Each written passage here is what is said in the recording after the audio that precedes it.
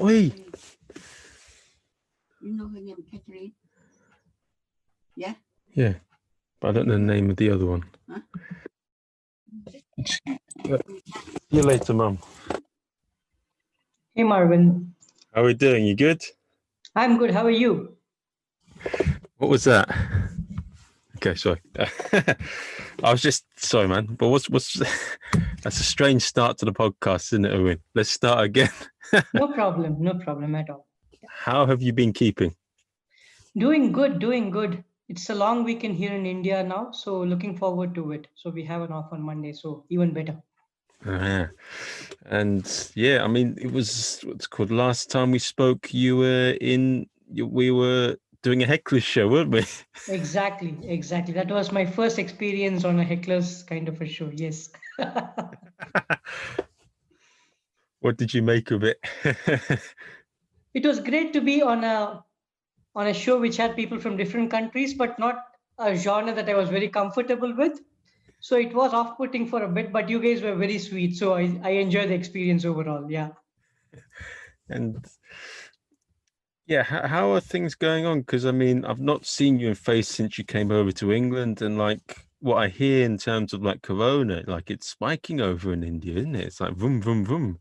Yeah, it is. It's like one of the stock market graphs that doesn't seem to be going down. So I think it's the wrong graph to be bullish about. Yeah, we are clocking at about 40 to 50 to 60,000 a day. So that's kind of an oscillation right now. Yeah, so it's pretty much peak. And the cautious fact is that we are entering the festive season here in India, and the economy seems to be opening up. So now it's entirely up to people to be safe, because shops are open, malls are open, even the movie halls have just started to open as well. Yeah.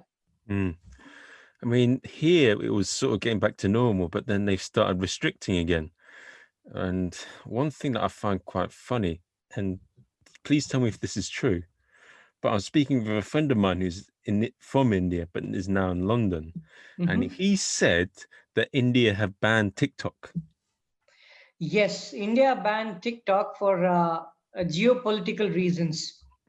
So it's actually making people more jobless than they were before. So it's more evident now with banning TikTok. But yes, they have banned TikTok in India. Yes. And another thing, a friend of mine who's from, he said there's a big thing in India where you think of like meditation and yoga, and like one thing he said that a lot of Western practitioners of yoga are basically terrible, and they don't follow like the true teachings of like tantra and yoga in India, which are very pure. Yeah, so I'm not a big practitioner of yoga myself or meditation, but I also go through guided meditation when required. It's a good thing that somebody is adopting it, and it's pretty much like a movie industry, right? So you need audiences, so you need to kind of tone down a few things just to make it more appealing to people, and you can operate at a larger scale. If you take a pure form of anything, I don't think people will appreciate it as much. Yeah, it's like a cuisine, right? An Indian cuisine will be better in an Indian restaurant than in a restaurant in London. As simple as that. Oh yes, I And mean vice definitely. versa. Yeah. But I do love Indian food. I'm a massive fan of like naan breads and like chicken, not chicken tikka masala, because that's English. I like people always get it mixed up, but yeah, I like curry with rice and naan bread and papadons. That's delicious. But the best meal of all time is Italian food. A good pizza. Ooh. You know what? In India, we have come up with one of the pizza houses, Domino's. They have come up with something called the pasta pizza right now. I don't know how they ever got onto that as an idea, which they think they can sell across India. And the advertisement plays like 10 times every night. And I can't stop churning in my stomach when I see that. Oh, I bet. My God, that's ridiculous. That's stupid. Have you tried it though? No, not dare to. Even if they pay me for it, I don't think I'm going to have that. I mean, you'll probably definitely be going to the toilet a lot then. For sure. Now, one thing, this podcast is all about sort of like meeting to inspiring and interesting individuals. And, you know, it intrigues me. I want to find out about the Indian comedy scene, and I want to Sure. find out, like, give us some info and like how it works, and yeah, just tell us about it. Absolutely. So firstly, Marvin, thank you for making me as one of those people whom you think are interesting, inspiring. I think intriguing is a better word. So Yes. a little bit before I mean, I'll talk about how I have come into comedy and how I have seen comedy, right, evolve, or rather, what I perceive of comedy in India. It's a big country, and each city has its own flavor of how the scene runs. So I have taken to comedy. It's been 3.5 years now since I took to stand-up comedy, and that was my first open mic here in the suburb where I live, and on a Saturday afternoon. So since then, it took me about 6 to 8 months to get to a show, okay, do a proper ticketed show, and then running from there on. In terms of how the comedy scene in India is, it is very different from one city to the other. So the place from where I come from, which is Bangalore, we have comedians who do comedy in English and comedy in Hindi as well, and the local language, which is Kannada. So you know that India is a land of many, many languages, and each state, each province has a different language that we speak here. So there's always a fan following for the vernacular, and then Hindi, which is more the Bollywood language, which is more prevalent across India, and people are there all over India who understand Hindi, so it kind of flies. And there are people who do it in English as well. I have stuck more to the English language when it comes to stand-up comedy, and I blend it with the local languages, maybe 10 to 15% depending on where I perform. Yeah, I know my mother tongue is Tamil, so Tamil I use a little bit, Hindi a little bit, Kannada a little bit, so on and so forth. In terms of how it goes, it's I don't know how different it is, but the usual path of hitting open mics, do it for a while, and then be as part of an ensemble of 4 to 5 comics in a show that runs for an hour to hour and a half, and then you make it into a team of 2 or 3 people in a show, do a few double bills, and then you go into a solo. Yeah, so that's the way it works. And that journey typically is anywhere between 3 to 5 years in terms of starting from your open mic all the way into doing your own ticketed shows. So that's at least how the Bangalore scene operates. And how does so one thing that I find quite intriguing, yeah, so how does someone like go about getting gigs, and like how does it sort of progress? Because in London you got things like, used to have things like the roast battle where a lot of comedians used to hang out if you do well, and like you do a lot of comedy competitions, and if you do well and you get a good CV, and then you go to different clubs, or you win gong shows, you go to clubs and you just network and you travel a lot and you do well, and then that's how it happens. Yeah. So the networking is true here as well. We don't do as much of a competition. There are one or two that happen, but that's not kind of mandatory. So we start with performing for different small comedy production houses who tie up with restaurants and bars, and then you perform there. We have simple WhatsApp groups and messenger groups, and they put up saying that there's a an open mic coming up and these are the slots available, DM me and you get a slot. So the getting into an open mic is fairly democratic. It's more like a first come first serve, and there are times when it just goes off in 25 seconds. It opens up and people immediately message the producer and it's done. So you get to do a lot of these in the restaurant. So in Bangalore alone, I would say there are close to 40 open mics that happen in a week. Okay. So there are at least 4 or 5 open mics that happen on a day, if not more. And then the Saturday and Sunday, the weekend is reserved for ticketed shows. So you keep doing these open mics, and then the production houses then take a view in terms of, how you've been performing, whether you've been killing every mic, what's been the frequency, and then they give you a 10-minute slot, a 15-minute slot. And there are a lot of these production houses who do this, who have, I would say Bangalore itself must be having around 10 to 12 of these small production houses. And they do those gigs in the weekends. Then you get picked up from there. As far as I am concerned, I'm slightly like an outlier because people are starting comedy, they are in the early 20s or mid 20s, and I started when I was 35. So I couldn't really have this bonding group with fellow comics because people my age had already made the cut and had gone forward. And my age group, when it comes to experience, my peer set were people who are 10 to 12 years younger than me. So I found it a little tough. So I took my own call and said, you know what, maybe I'm now ready to do my first solo show. So I went and did my first solo show. So I kind of cut it fairly early when it came to doing my own ticketed solo show. I didn't have to depend on any production house or comedy club. You publish it on Facebook, your friends land up. You have a lot of kind friends. In India, you bet on population. Oh yes, oh yes. I bet. One thing that one thing that I find intriguing is how do you balance doing comedy in different languages? Because one thing when I tried learning French and all that, not only do you have to know the words, but you got to understand the way the language works, and that must be a bit of a challenge for when you're doing it in different languages. Yeah, so it's about how much you speak that language as well. So for me, it is not only for the gig that I use this language. So my mother tongue is obviously things that I mean, language that I talk at home. And then English is my medium of instruction through education and at work. And then Hindi because of Bollywood. And I have lived in Mumbai as well, where I have spoken, I mean, where you have to speak Hindi more or less. And then the place where I live right now, Bangalore, we speak this language called Kannada. So very less Kannada, to be honest. But when it comes to Hindi and Tamil, which is my mother tongue, it's more about using the right pop culture references, which is primarily driving from movies. You give a movie reference, then it syncs with the audience. So when I write my script, there's this 10% where I have to quote movies, and I just make sure that I have the right contextual movie for that joke in Tamil as well as in Hindi. So that's how it works, Marvin, pretty much.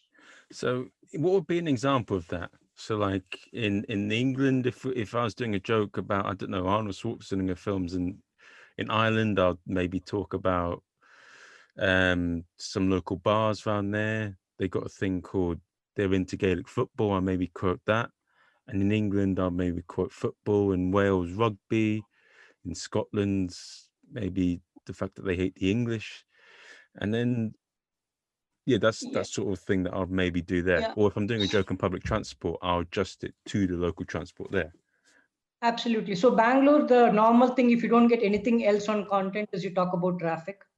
Yeah, in Mumbai, you talk about Bollywood and the festivals there. That's very much a part of their DNA.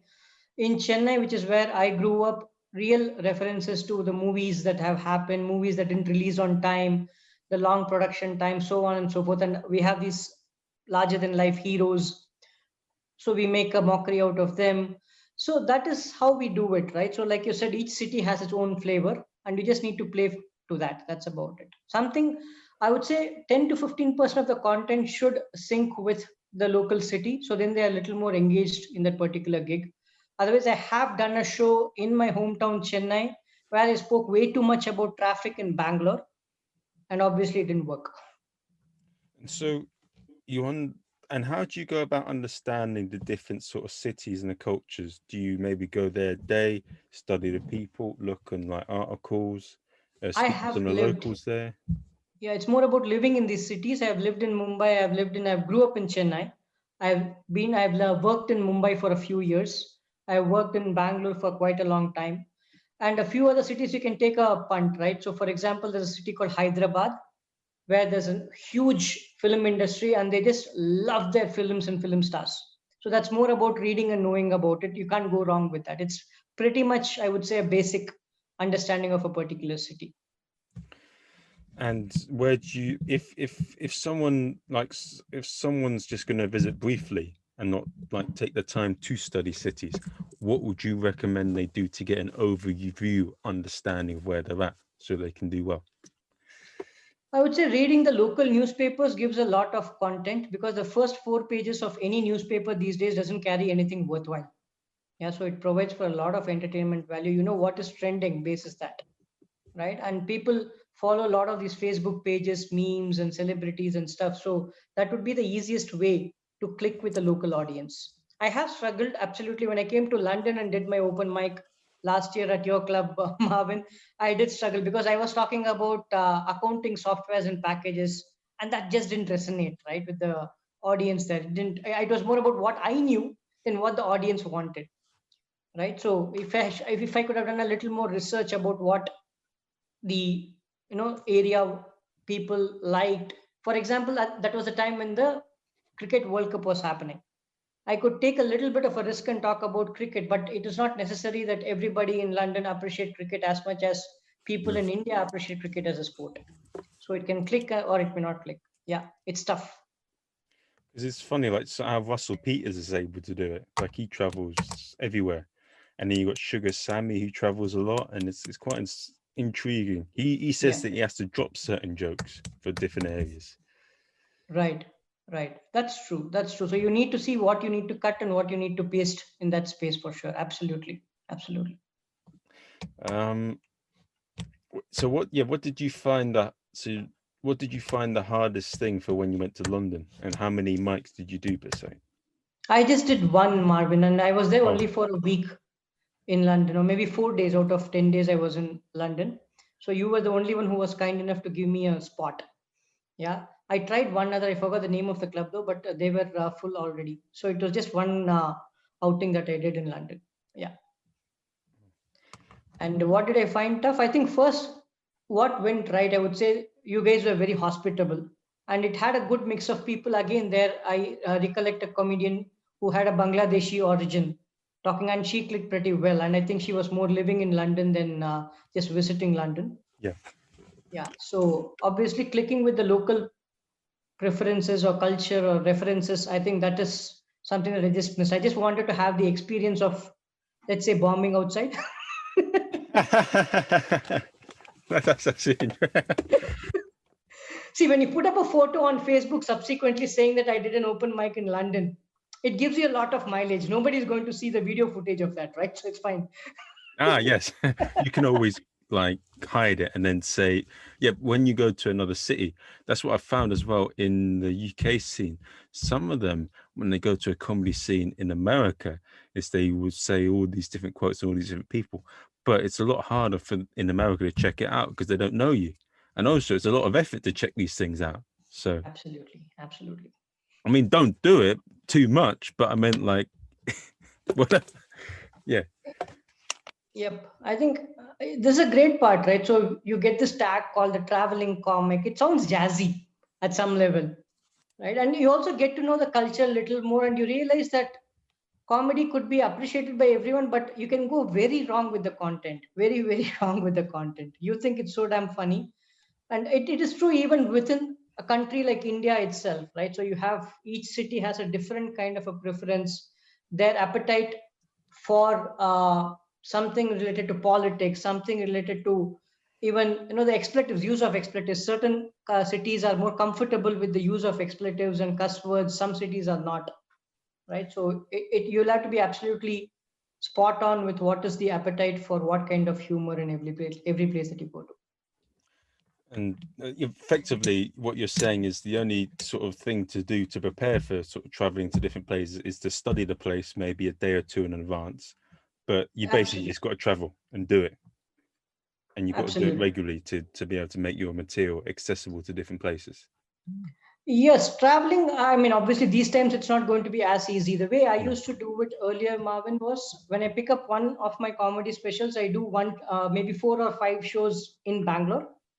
And then I go do 1 or 2 shows in Chennai, Hyderabad, Mumbai. And yeah, it's just about going the previous day, brush up a little bit, but more or less, since you're talking to friends who live there on a more regular basis, and when you're connected on social media, it kind of flattens that a lot. Yeah, if you have more friends from a particular city and you follow them on social media, you know what is clicking and what is not clicking in that particular place. That could be like a hack to understand what's running or what's trending in a city. So maybe, yeah. So yeah, maybe sort of a hack for these sort of things is to follow what happens in the biggest cities in those areas and just focus on there because then that will sort of spread. So like one thing I found with a lot of American comics, a lot of their comedy we watch in the UK and we're big fans of it, and it still translate well because we're aware a lot of American culture.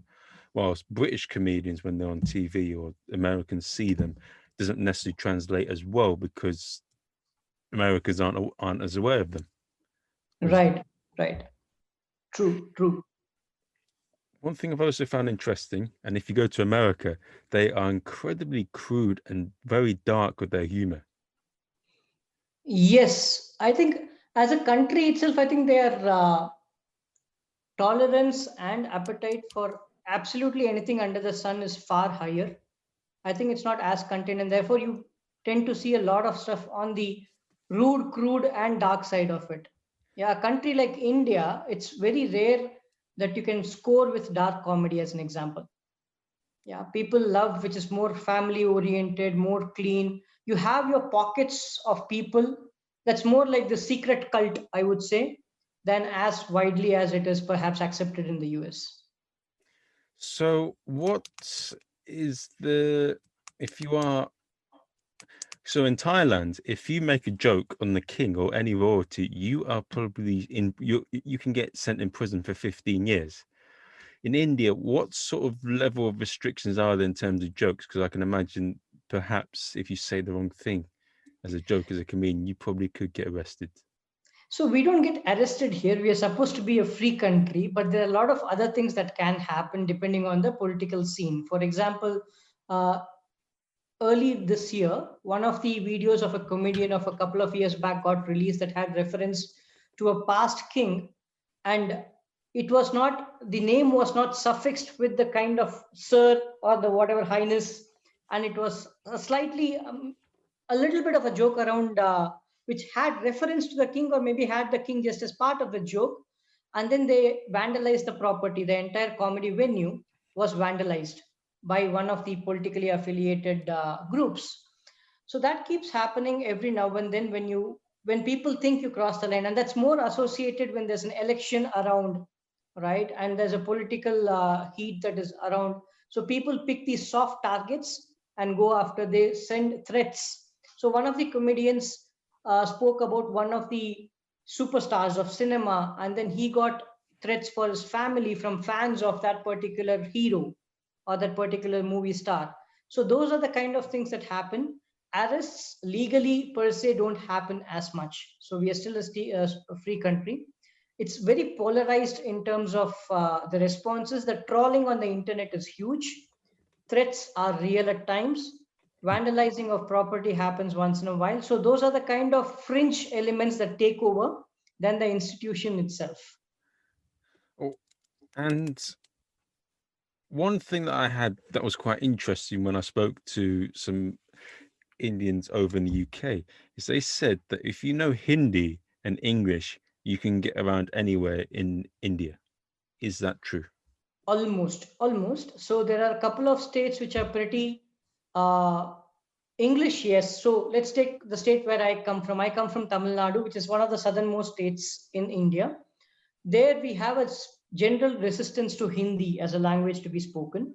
There, English flies in the urban areas, but apart from that, you need to know the local language, Tamil. I would say the same applies to many states where if you go into upcountry locations, the vernacular takes over, and neither English or Hindi could save you as much. When it comes to cities, by and large, I would say 90% of the cities in India you can get away if you know Hindi or English. And you said with comedy, so there's some that do comedy. Are the main comedy sort of languages in India sort of Hindi and English? Are they the sort of Yes. two scenes in a way? Yes, and pretty much. But now there's a lot more growth in Tamil as well. There's something called Tanglish, which is interesting, which is a mix of Tamil and English. So it's not like every word has a blend, but it is more colloquial in the way it's spoken. So you'll have 2, 3 sentences in Tamil, maybe a couple of sentences is English thrown in, depending on which sings for the context. So those blends also happen. Yeah, and a bit in Kannada is happening now. There are established stand-up comedians, but in terms of a general scene, I would say maybe another 8 or 10 people pursuing it in Bangalore. I'm sure the same could be the case in maybe Bengal, where Bengali is spoken, where Calcutta. I don't know if you know Calcutta as a city, so that could be flying as well. But apart from that, I would think more or less it's Hindi or English. Okay. And how does sort of someone get signed in India as a comedian? Because So the big clubs, Marvin, they actually look for who's been performing consistently. So you have to go and perform in their clubs, small events, the open mics or the 10-minute duration, and then they find a spark in you. then they sign you up. Okay, so it's more a pull from the agencies than a push from the artists themselves. So there are a couple of big ones like OML, which is based out of Bombay. Then there's something called Avam, which is based out of Chennai. There may be a few more. I'm not exposed to it as much. But from what I understand, it is them who go after the comics and sign them up than me saying, just like an employment, go walk in and give your show reels or equivalent and try to get it. So you have to get noticed, which means you have to keep performing, put up videos on YouTube, be viral there, and then people rope you in. And okay, and what would you say?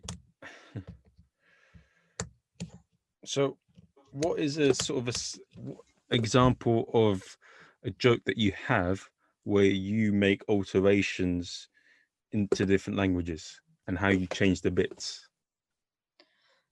So if I have to tell you, okay, let me just play it out for you. For example, if I talk about somebody like a Bappi Lahiri. So Bappi Lahiri is one of those music directors in the Bollywood industry, and he is known for, let's say, wearing heavy gold chains. Okay, and I make a joke about how he has a double chin. Okay, he's fat and he has a double chin and all of that. So I say that typically when you go to take a passport size photograph in a studio, and this photographer tells you chin up, he's the only person who would ask which one, right? So the same person, instead of Bappi Lahiri, I take another healthy looking South Indian actor and put it for an audience in Chennai. So they appreciate it because they may not know Bappi Lahiri, who's more a celebrity up north than in the south. So I use a different hero, call it Vijay Kant or somebody who's more known down south, and then the same joke works. And they're a bit fat. Yes. Okay, so if you're gonna say it in the Western world, say James Corden. Yeah. Right, and I don't think he'll have those many gold chains like how the Indians wear, but yeah. Or just you could say, imagine James Corden wearing those gold chains. Yeah, and getting weighed down because of that in the photo studio, right? Okay.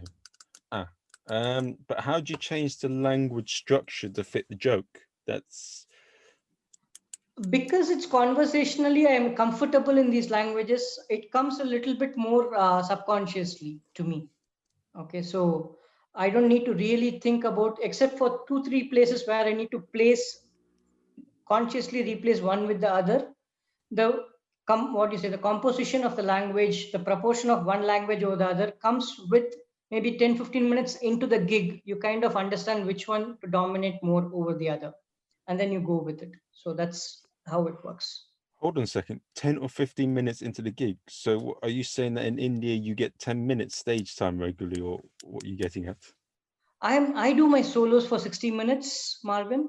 So I do get that opportunity when I get into those my own stage shows, right? So I can obviously take 10-15 minutes to warm up and get to the full show. Yes. Oh, okay. That's what I was getting at. Yeah. But in open mics, you have 5 minutes time at best. Yeah, there are a few which gives you 7 minutes, but typically it's 4 to 5 minutes would be your stage time during open mics. Okay, let me rephrase what I said there. Didn't come across right. So, okay, so how do you sort of make them stay with you whilst you're figuring things out for 10 or 15 minutes and not lose the audience whilst you figure things out? So the way I do it is start with in terms of a language specifically, Marvin, are you asking, or in content in general? No, in terms of whilst you're adjusting the set on stage. Yeah. Like, how do you adjust it on stage, and how do you not lose them whilst you're adjusting it? Yeah. So the thing is, the content that you use for the first 10 to 15 minutes, I make it as basic as possible to understand which way the audience is going. So I don't do some kind of an experimental joke. I will tell you an example. Okay, so I talk about peer pressure, okay, which is a huge thing in India. So how are you performing against your classmate, against your brother, and everything, right? So with that in perspective, I talk about schools marks, right? The marks you get in school, the scores that you get in schools, that is more basic. You are safe to start with. But if I make a joke about somebody not knowing what a steak is, If I say something like, me and my friends went to a food court and we were ordering food, one of my friends ordered a steak and the waiter asked him, how does he like the steak, whether he wants it rare, medium, or well done. And then they ask the other person, and the other person says he wants a burger. And then the waiter immediately leaves. So my second friend asked the waiter, I need my burger to be unique because his steak is rare. Okay, so rare and unique is even more stronger than rare, but he does not know that the rare and unique is not in this context.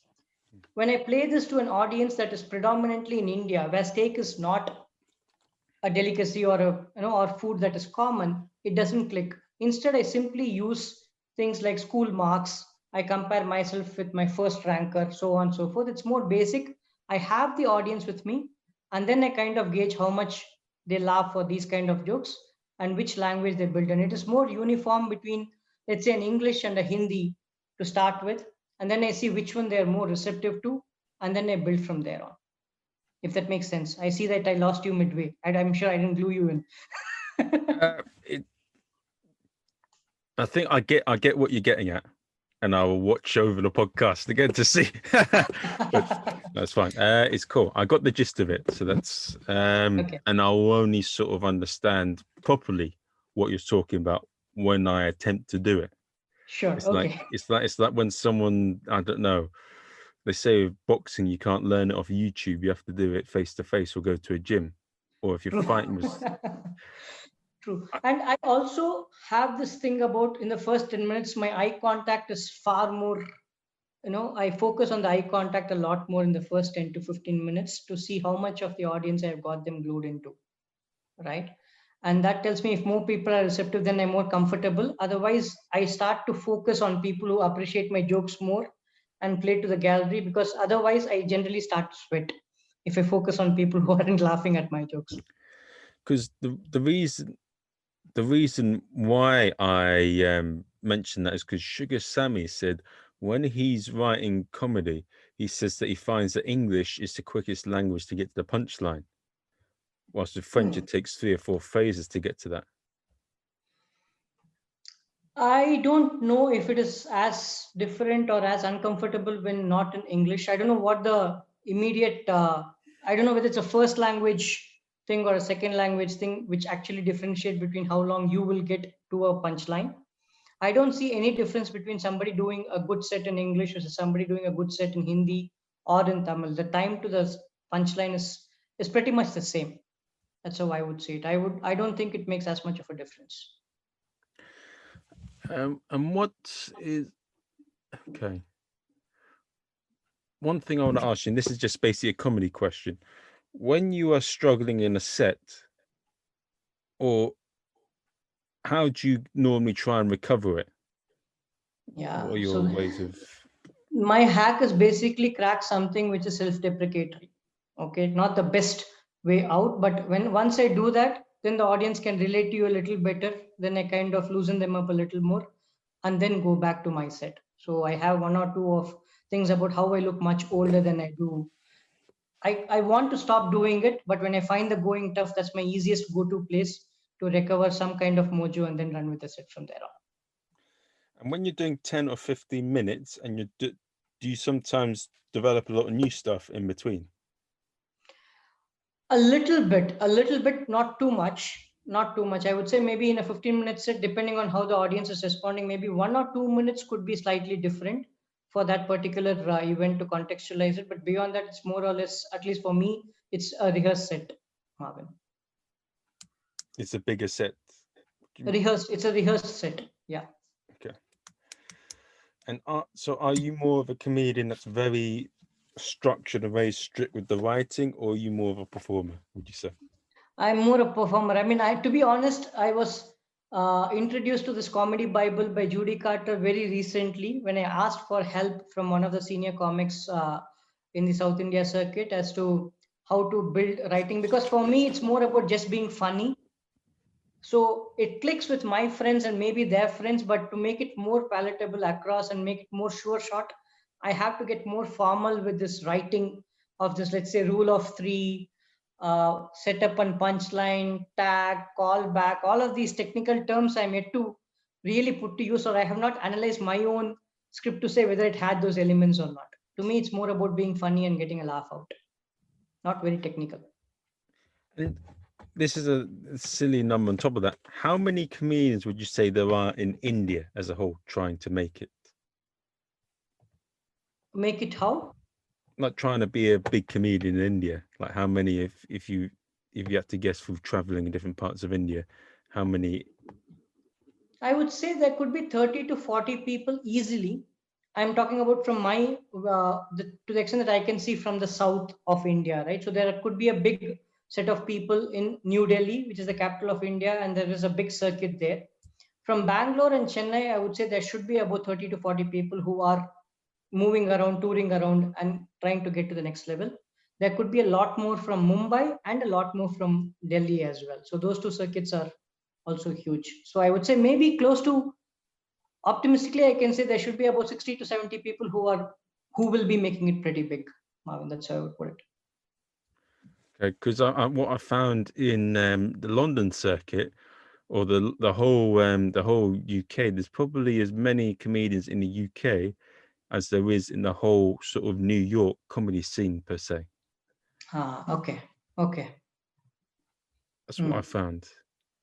Same applies. Yeah, I would say Mumbai has a lot of comics. Delhi has a lot of comics. Maybe Bangalore, Chennai, and Hyderabad put together could perhaps be the size of a circuit in Mumbai. That's how I would put it, pretty much. And this is one comedian that you may have heard of. Do you know of Papa CJ? Yes, one of the first, at least in the Indian circuit when it comes to comedy. I've heard of him. I haven't seen a set of his. Heard a lot though. Yeah. But is he big and popular in India? Is he like the big cheese? I guess so. I really don't know which circuit he performs in now, but at least I have not come across a show of his in India, at least not in the south of India over the last 3-4 years, maybe barely one or two of Papa CJ. So I think he has crossed those barriers. I think it's more part of the folklore now, if I can put it that way. I don't know which circuit he really performs in now. The other big guy who is doing right now and who's been there for quite a while is this person called Veer Das. So he's also one of those veterans in the Indian circuit, and he's still very, very active, performing across India and across the world as well. And one other thing, what are the main sort of big comedy cities within India? So you said sort of Mumbai and Delhi are probably the main ones. With a lot Mumbai, of Delhi, cities in Chennai, Bangalore, and Hyderabad of late is coming up really, really fast and really well.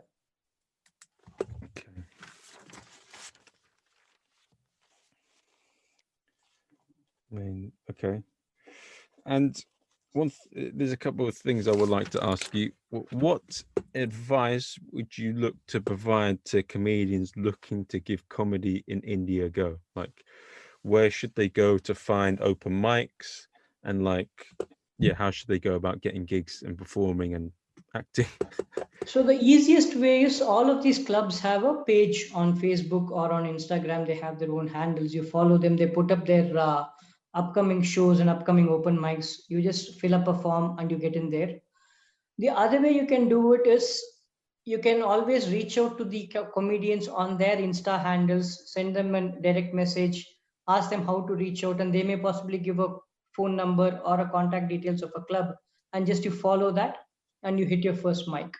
And from there on, hitting the open mics regularly is what is going to get you to the next levels. As simple as that.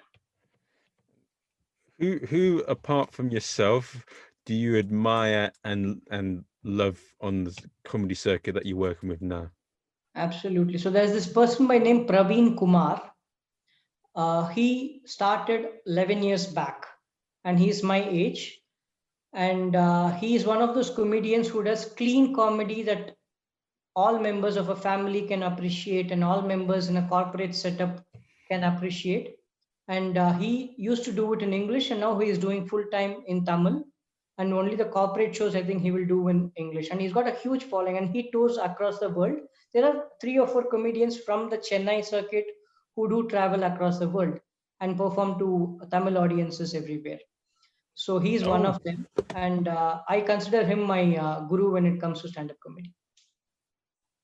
Oh, so it's very sort of in India you can be very sort of comfortable and just gig in a lot of have your own audience in just different parts of India and live comfortably. Absolutely. I told you we can bet on our population. Bloody yeah, yes. Well, it's a bit.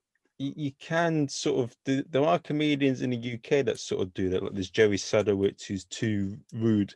If you see him, you will remember him if you go to Edinburgh. That's where all the big comedy is in the UK. Right. You go to Edinburgh Fringe. You'll never forget him. And then we got a thing called Daniel Kitson, and he's a bit like folklore, you say, Papa CJ, and he doesn't really need to advertise any of his shows on social media. Like Right. he put one post out in Edinburgh saying it was doing a show, and it sold out in about 4 or 5 hours. Absolutely. Absolutely. And we now have Amazon Prime. Is Amazon Prime big in UK, Marvin? Yeah, Amazon Prime, Netflix, and Disney Plus are big, but myself, if I only got Netflix, but if I have too many of them, I will waste my time on rubbish. Yeah, yeah. The reason I was talking about it is there's a reality show that happens that is conducted on Amazon Prime specifically for stand-up comedy. And once people make it into that final list, then at least for the next 1 year, they are booked. So that's one way again where people are getting fandom immediately after that. Of course, they've spent their years to get there, but once they get it there, then they have at least next 1 year is secure for them. So that's the way it operates here. And who are sort of comedians that you look up to? So the comedian you mentioned, did he build his following his own way, like through social media, or did he just get picked up by agents and pushed by people? So he was performing on his own, I would think, for about 6-7 years, and then he got picked up by one of the bigger production houses, comedy clubs called Avam from Chennai, and then they have been managing him since. And he's also, like I said, one of the big. Yes, he's built his own fans, and it's more that the club can rely on his fan following to run their shows than him depending on the club's fan following or club's membership to get people to his show. So that's how it is. They have their own set of fans. Absolutely. And it's funny that you mentioned that TikTok, what's it called, banned a few creators in India, because some of the biggest bloody creators on that platform were from India, like getting like bloody 20-30 million views, and I don't even know, it's incredible. And now that their living's gone. Whoa. Yeah, people who have better content are doing it on YouTube, and now I think Insta Reels is picking up in India now. So they do find their own avenues. Of course, TikTok is a huge blow for a lot of these content creators, but it also provided for a lot of crap on that as well. So very, very weird things. And some people, I heard somebody talk about a person on TikTok who just used to munch on chicken, and that used to get millions of views. Oh yes, there's a lot of them. There's some very strange things. There's a Asian bloke that just does dancing, go daddy go, and they just watch it because it's mad. And I tried doing the same thing, but it didn't work. No, it's a very fast growing platform, and it's probably one that you should focus on, but to grow a social media following. But it's not easy. Not Otherwise, easy, everyone yeah. would have it. Yeah, Nothing. and I think one of the bigger revenue earners for comedians in India who are reasonably out there is the corporate comedy scene, the corporate events where people go perform. I don't know whether that works in UK as much. Yeah. So here it does. Yeah. Yeah. Yeah. So that is more like stable income for them when they do 2 or 3 shows in a month, and then it clicks. And when it comes to the festive season, it gets a little better. So more than the public gigs, which people take a long, long time and not everybody clicks there. So this is slightly better, but you just need to make sure that the language is clean, palatable to people, nothing offensive, nothing on religion, nothing on politics, nothing on sex, so on and so forth. And still you need to make people laugh. So if you do all of that, you get money that's stable for you. Tick, tick, tick. Boom, boom, boom, boom. And then once you do all that, you're making people laugh. No. Yeah. What is so is there many sort of expat comedians that aren't Indian performing on the Indian comedy scene? Expat performers, no, to be honest. I don't think there are any who are performing in India from anywhere else. I don't know of anybody, at least. Okay. Well, you've No, met someone now. No, I'm joking. pretty much Indians for India, India for Indians kind of a thing. So yeah, I don't know of expats performing here as much. I mean, we do have, I mean, there's a Russell Peters show that happens once in a while, and then people flock for it. So that's about it. So it's more like Really? Russell Peters. So when he comes, those shows are full, obviously. So he's the only one that I am aware of who's an expat, of course, has an Indian origin to him. But yeah, so he clicks. But apart from that, I don't see like a Trevor Noah or a Michael McIntyre coming and touring India. I have not seen, at least I have not been exposed to it. Yeah. And what do I want to ask? Is there any questions you'd like to ask me?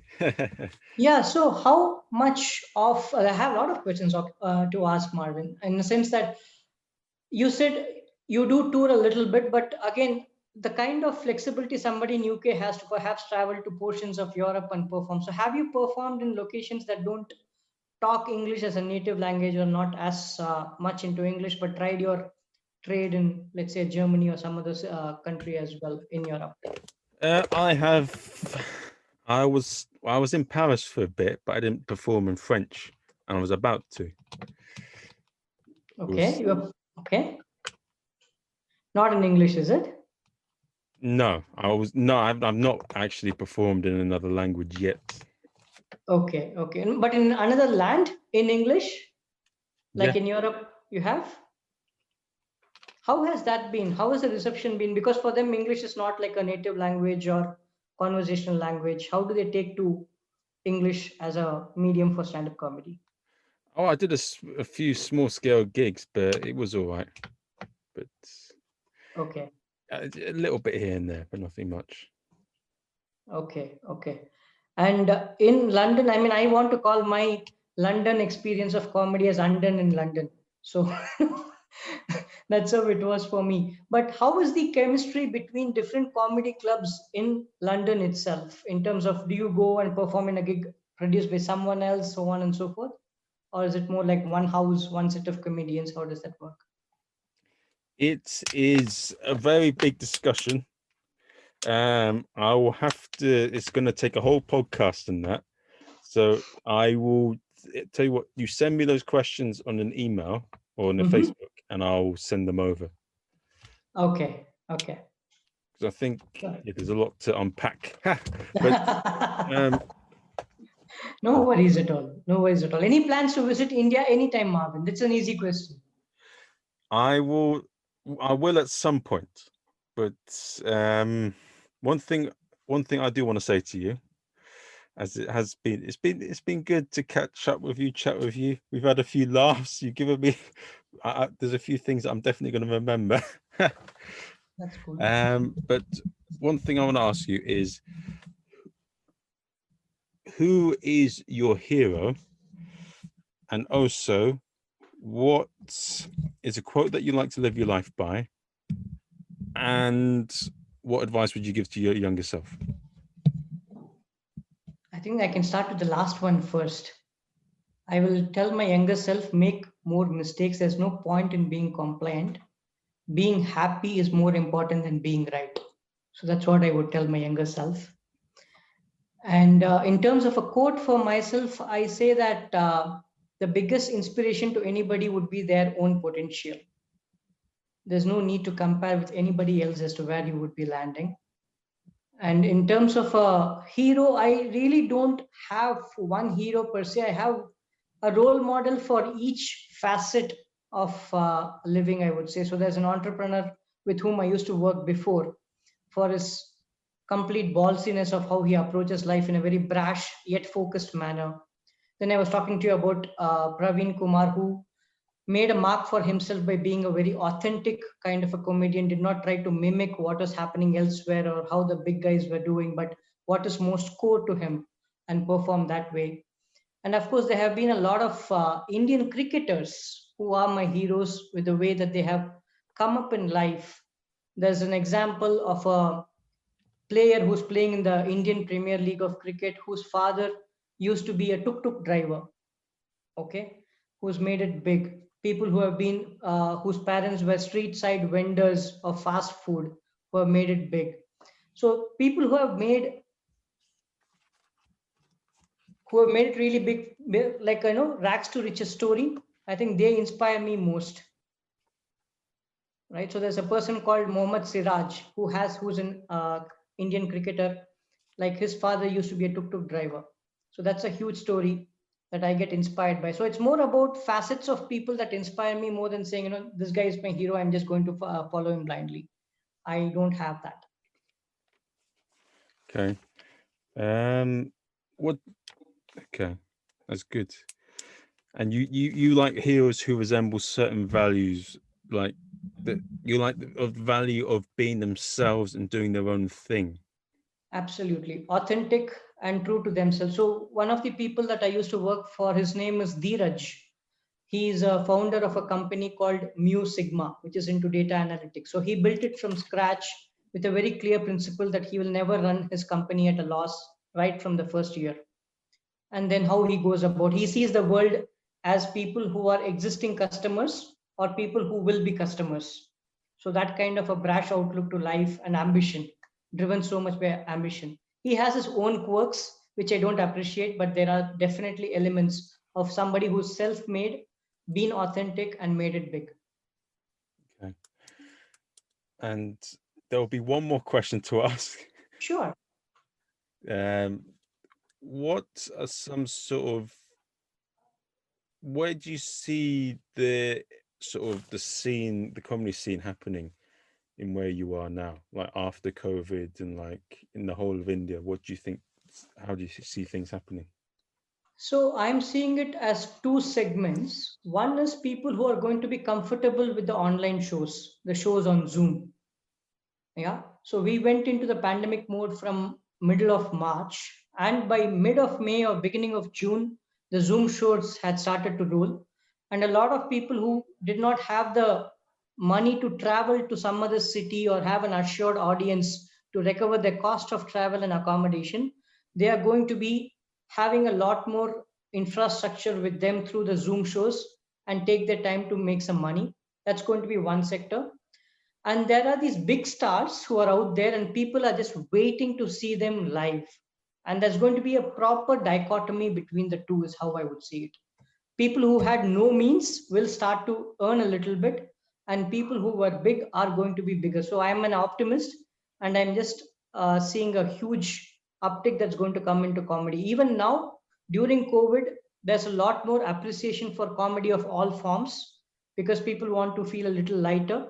And 15-20 minutes, I have done quite a few shows for my own company where I work for, because it seems to be relieving their stress, and it's appreciated. And even other companies who do not have the budget to spend as much for their employees because they can't, because the business is down everywhere, they are willing to invest in stand-up comedy because it involves very minimal uh, logistics and investment to have a show going. So I see it as a blessing in disguise, and I think it's going to be getting much better for comedians of all scales going forward in India. Fantastic. Gonna keep going. Absolutely. So I just want to say one last thing before we go. Do you have anything you'd like to plug, like your social media handles or anything, shows you're doing or anything, videos you got coming up? My Insta handle is Sriram.arun, SRIRAM.ARUN. I keep putting up some random memes on it, but my shows will be resuming after the middle of November when our cricket season gets over. And I would request people to follow my handle to get more details about the same. And please land up, promote local stand-up scene. It's not just for me. Anybody who's watching it, please support your local comedy scene. Encourage your local performers. Go for live shows as much as you can. YouTube is all canned, not worthwhile. Watch live comedy. That's all I would say, Marvin. Yeah, I agree. There's no experience like it. Yeah. Well, thank you very much, Arun.